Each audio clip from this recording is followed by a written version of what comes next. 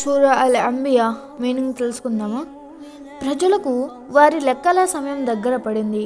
వారేమో పరధ్యానంలో పడి విముఖత చూపుతున్నారు. వారి వద్దకు వారి ప్రభువు తరపు నుండి ఏ సరికొత్త హితబోధ వచ్చినా దాన్ని వారు పరిహాసంగా తీసుకుంటారు. వారి హృదయాలు ఏమరుపాటులో పడి ఉన్నాయి. దుర్మార్గులు పరస్పరం సమాలోచన జరుపుతూ, అవును, ఇతను మీలాంటి ఒక మానవ మాతృడు కాడా?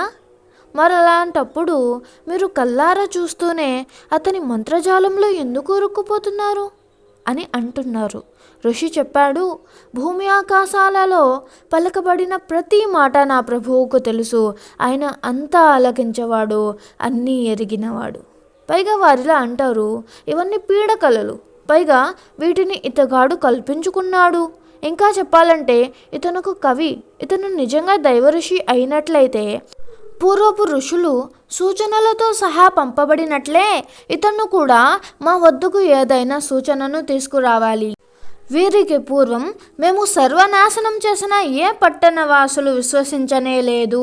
ఇక వీళ్ళు మాత్రం విశ్వసిస్తారా?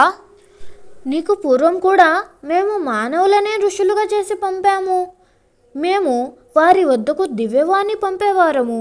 ఇది మీకు తెలియకపోతే గ్రంథ ప్రజలను అడగండి. మేము ఆ ఋషులకు ఆహారం అవసరం లేని శరీరాలను ఇవ్వలేదు. వారు ఈ లోకంలో శాశ్వతంగా ఉండేవారు కూడా కాదు. అంటే ఇక్కడ ఏంటండి, ఏం చెప్తున్నారు? అల్లా సుబ్హాను వ తఆలా అంటే అల్లా సుబ్హాను వ తఆలా మానవులనే దైవ ఋషులుగా చేసి పంపించాడు. ఎందుకు?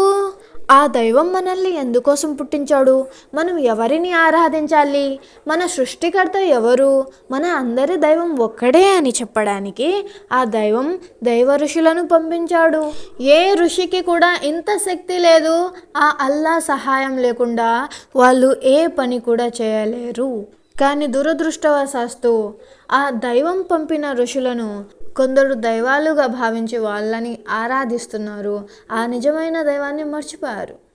ఇది చాలా బాధాకరమైన విషయం అండి. మనకి ఎందుకంటే తెలియదు కదా, గ్రంథాల్లో ఏముందో మనకు తెలియదు, మేము చదవం. ఎవరో ఏదో చెప్తారు, ఏదో వింటాం, ఏదో చేసేస్తాం, అంతే కదా. ఇలా కాదండి, మన అందరి దైవం ఒక్కడే. ఆ దైవాన్ని గుర్తించండి చాలు.